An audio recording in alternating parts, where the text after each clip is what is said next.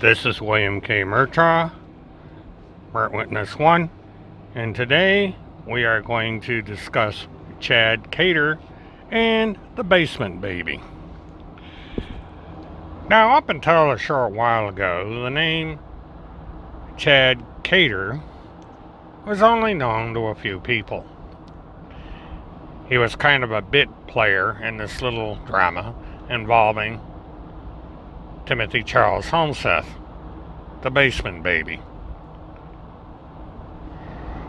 Chad Cater enjoyed life, had his little business where he made custom-made concrete stoves, went to board meetings, and so on and so forth.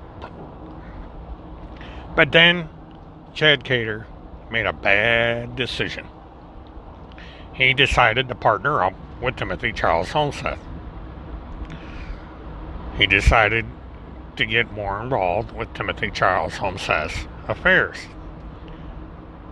And then it was alleged that Chad Cater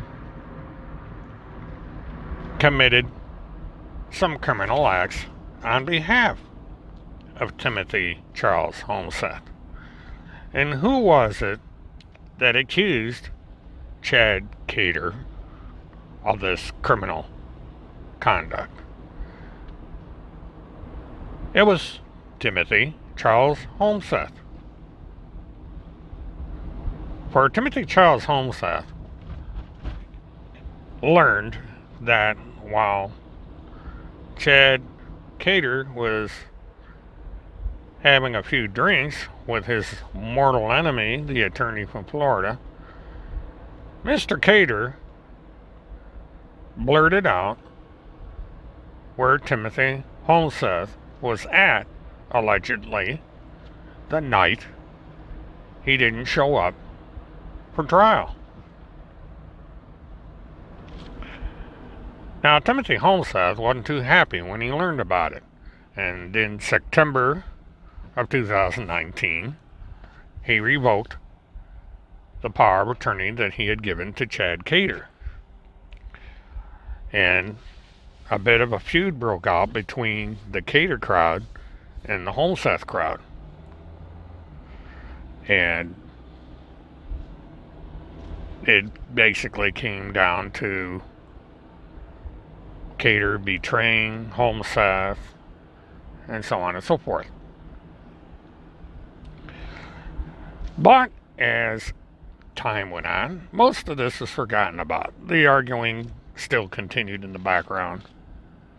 But those of us on the outside who didn't like Timothy Holmseth very much really didn't know the extent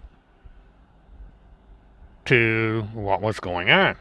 Until Timothy Charles Holmseth had the stupendously bright idea to make a video to where he went off on Chad Cater. And he went into some very nice detail about how the Great Escape went down. And in the process of doing all this, Timothy Charles Holmes implicated Chad Cater and a number of other people in some very serious criminal actions. Now, here is Mr. Holmseth's account of all this. On August 26, 2019, our plan was culminating into our plan. They had a fake trial set up for me for August 26, 2019 in Polk County, Minnesota. Everybody knows that at the August 26 hearing, I didn't show up, but the Children's Crusade did. My family showed up. Chad Cater showed up. All my supporters showed up. A lot of people. It was on the news. And I didn't show up, which was the plan. And so what, long and short of it is, they announced, well, that they had put a warrant out for my arrest, a bench warrant. Somebody came to the motel. I'm not going to say the name. Everybody probably by this point knows the name. And somebody came to the motel looking for me. That person then went and sat for several hours with Chad Cater drinking. And Chad Cater was not authorized in any way, shape, or form to do any legal negotiations or anything for me. Kirk Pendergrass was authorized to do that. Kirk Pendergrass is my legal counsel with E-Clause. Okay. Wasn't a smart thing to do, but whatever.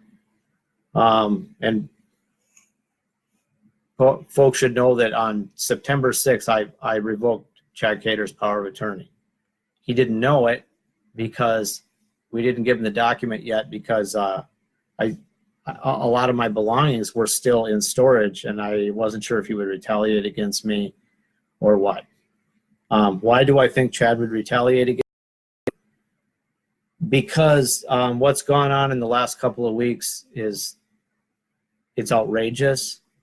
Chad has been carpet bombing Randy Erickson with texts, saying things to Kirk Pendergrass. He's accusing people of lying to me or something. I don't even want to get into the details of it, because all I'll probably say is he got angry with Randy Erickson, who has power of attorney for me. I'm going to add one other thing. I found out that when Chad met with this person at the bar at the Townhouse Motel, and this came off something I saw on the web, it thoroughly convinced me that it happened. Chad told my adversaries, the evidence that I see shows me that Chad sat there drinking with them and told them where I was being hidden. He disclosed the location where I was being hidden. I can't express the betrayal I feel, but anyway, he's now been attacking everybody on our team, and at this point, I didn't even want to do this. I just kept hoping Chad would stop it. He's not stopping. He's contacting people, and he's telling people lies. He's lying about everything. Our team had a plan. We executed the plan, and it worked exactly the way we wanted it to work. Chad didn't want to do things the way that we did them. I guess Chad thought that he knew more than Kirk Pendergrass. He didn't, folks. And, I'm not going to say anymore. I've revoked his power of attorney. And I want to make it clear, anything he says doesn't represent me. Anything he's saying about Randy Erickson, Kirk Pendergrass, Chris Hallett, and he's also said things about other people because Chad's been lying. Now, as you can see by reviewing this recording, Mr. Holmseth has put Chad Cater in a very awkward position, because he is now stating for the record that Chad Cater participated in obstruction of justice. Chad Cater aided and abetted a fugitive from justice. And there are various accessory charges that can be put on here for the people that hid Timothy Charles Holmseth in their residence, transported Timothy Charles Holmseth across state lines, and so on and so forth. So, Timothy Charles Holmseth has put a lot of people in legal jeopardy. And he's also put people in jeopardy in a number of ways. For some of these people, operate businesses. Chad Cater builds custom ovens. Other people are professionals, say in real estate and so forth. They're in professions where they need to make a good public impression. They are people that need to demonstrate that they are honest, law-abiding citizens. But if these people are shown to cheat the legal system, to cheat society, what's to stop them from cheating their customers, from lying to their customers, from defrauding their customers? And so this is something these people need to take into account when deciding whether or not to do business with the kind of people that would help Timothy Charles Holmseth avoid the law. And those people that are employees, what are the employers supposed to think if this is the kind of people they have working for them that would cheat the system, cheat the law, violate the law, disregard the law, not defend and protect the Constitution of the United States, the states of Wisconsin, and the state of Minnesota? Well, I guess we're going to find out. Because ever since Mr. Holmseth made that little video, he has stirred up a fight that had long since been forgotten about, that had been minimalized. He's basically throwing gasoline on the fire. And now people are calling for justice on all sides. Holmseth friends, Holmseth's enemies are both calling for justice when it comes to Mr. Cater. And they are letting the authorities be aware of their concerns. So Cater may be finding out in short order that it was not such a bright idea to get hooked up with Timothy Charles Holmseth. That he would have been better off sticking to building ovens. Because Chad Cater may not be able to build ovens anymore. Chad Cater may not be able to do much of anything anymore. The future does not look very bright for Chad Cater.